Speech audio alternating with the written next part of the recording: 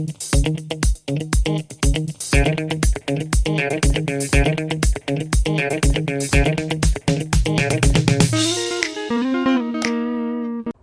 and welcome to another video about questions and answers. I hope the answers to your question helped you. If they don't, leave a comment.